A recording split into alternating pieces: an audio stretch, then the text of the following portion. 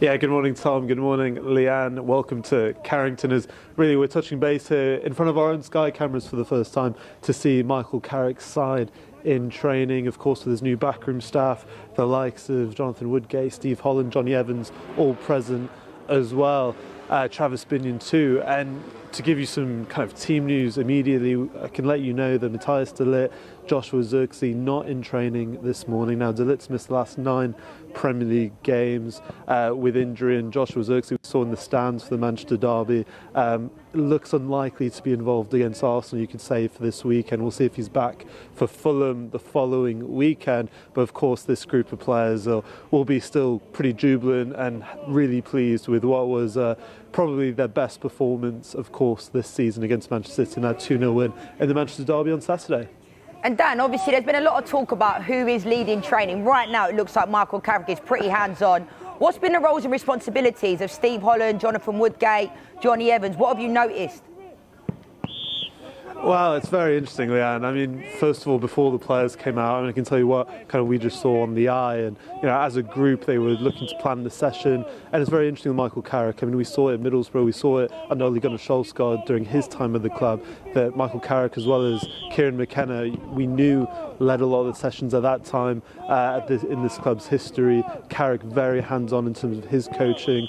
And then you have his assistant next to him, Jonathan Woodgate, who was his assistant at Middlesbrough, of course, helps lead the sessions. But then you have the balance of 2 relatively newer coaches, and those 2 with Steve Holland as well, with that experience, of course, at Chelsea for so many years, as well as England, being, the right-hand man to Gareth Southgate as well. But even his reputation at England was very much the hands-on coaching day-to-day, running drills. So it's all very interesting and clearly a very different setup to maybe under Ruben Amorim. And Dan, for someone like yourself, right, that's been around the club, last couple of years now, what have you noticed they brought to the team? Because I'm not having that the players turned on that performance in just 3 days of him being there. So what do you think he's done that's like magically turned things around so quickly?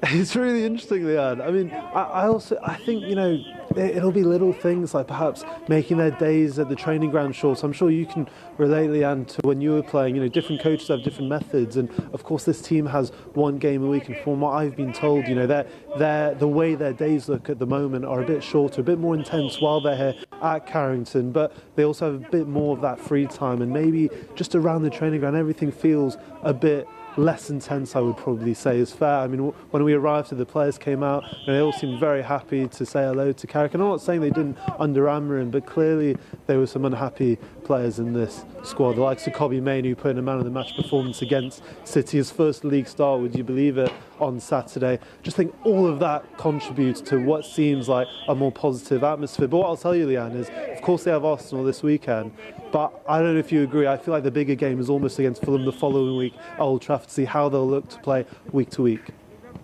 Yeah, and in terms of players, you mentioned Kobbie Mainoo there. Which players do you think will benefit most from this change of head coach?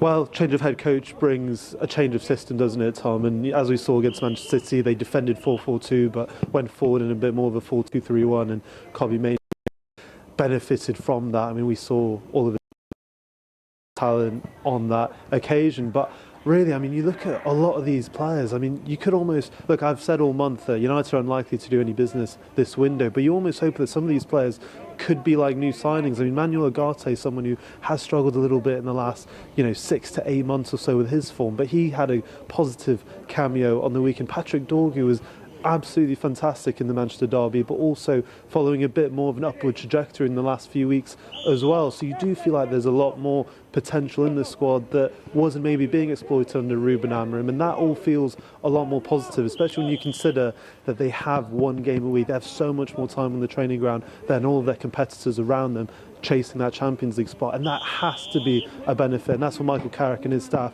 will be trying to deliver in these sessions that hopefully go into more positive results. I mean, this United team have really struggled to put together consistent results, and that will be the biggest challenge for this team, I think, post-Arsenal, whatever happens in that game after the weekend.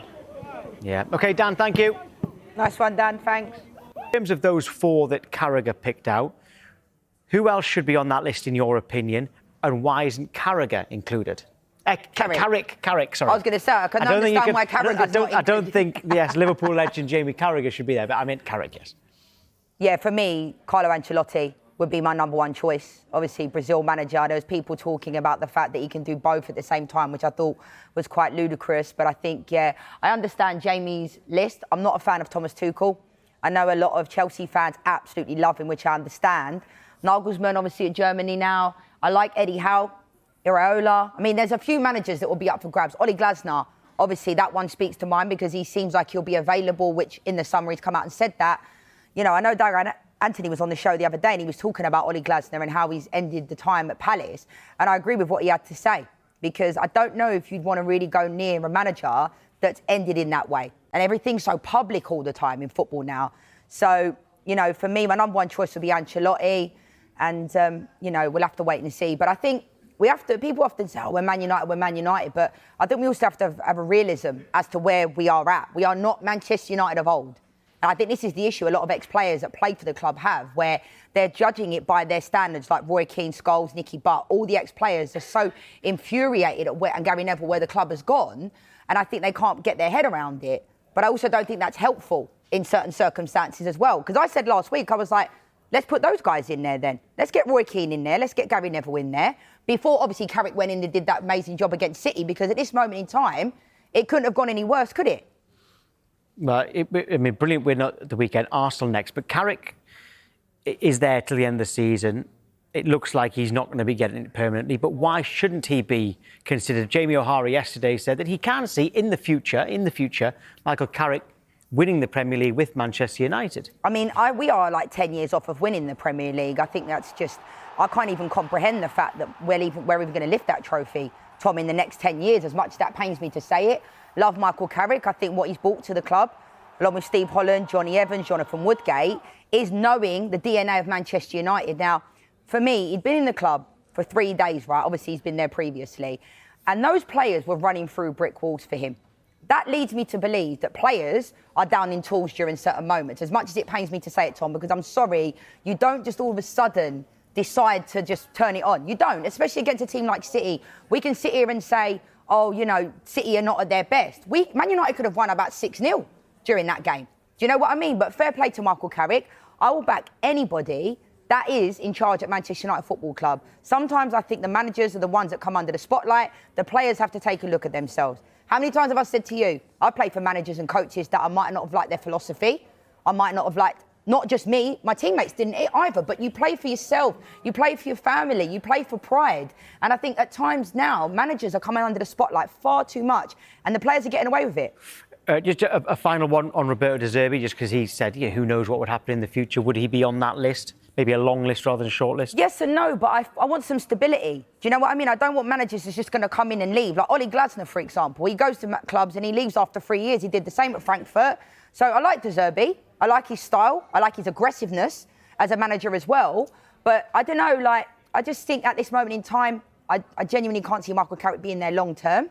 And I'm not getting carried away just that one result. Like I said, I'm quite worried about this weekend against Arsenal. But I will back anybody that's in charge of Manchester United Football Club. And hopefully, you know, the players can continue to perform to those levels, because we know what it's like, Tom. When a new manager comes in, whether it's an interim or whatever, players will work themselves into the ground because it's a new manager. Let's see where Manchester United are in 2-3 months' time. Hopefully, winning. Hopefully, still in the top 4. But I just don't believe we have a good enough squad, genuinely. Right, Leanne, what did you make of that? I mean, I think it's a shocking tackle, to be honest. And I love Man United, as you know, but I think that's a red card all day long. It's interesting, the wording that Howard Webb used there, force and intent. And I agree, when you slow things down, things do look worse. But he's lucky he didn't break his leg, Tom. Like, that's a shocking tackle. And, you know, this goes back to consistency, because look at that there. Like, that is a shocking tackle. And, you know, if this is given as a red, this is what leads me on to believe it is a red, we wouldn't be sitting here even talking about this. We wouldn't be sitting here on this show today saying, oh, was that a red card? I think that's a red all day long. You look at the one last night for Borussia Dortmund, Svensson. Mm-hmm. Now, I understand why people are saying that wasn't a red, but I think it was again. Because as a player, you know when you can put the brakes on, Tom. You just know, like, that tackle from Dalot is an absolute shocking tackle on Doku, and he's lucky he hasn't broken his leg in that situation. I'm not saying Dalot's gone out there to purposely hurt Doku, but I think if I'm on the end of that tackle, I'm thinking that player's got to walk all day long. That's not serious foul play. He's lucky he didn't dislocate his knee. And Mike Dean said 100%. Roy Keane had said red card. I think most people have said that, but that was Howard Webb's description of why he. Indumentaria, la Kings Limited Gold Edition. Solo hay 50 unidades de todos los equipos y también puede ser vuestra entrando en kingsleague.pro. Así que es los datos a tener en cuenta en cuanto a indumentarias.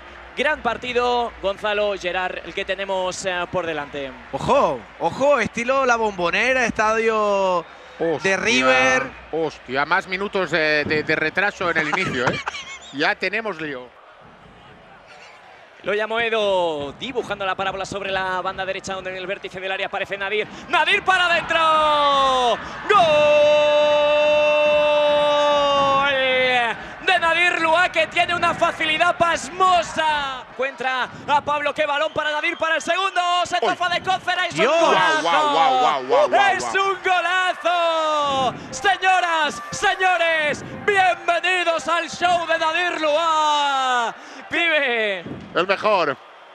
Vamos Haciendo a ver. espionaje, ¿eh? Vaya mierda dado, pibe.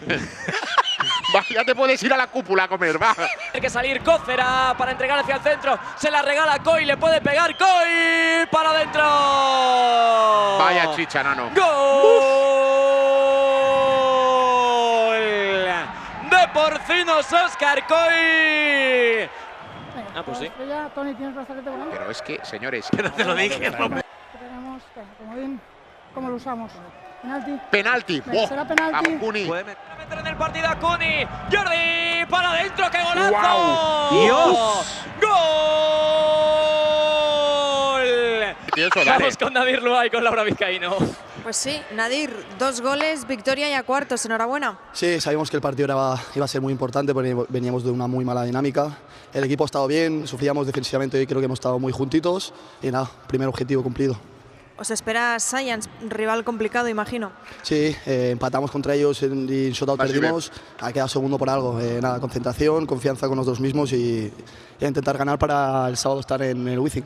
Os lo veremos mañana, mucha suerte.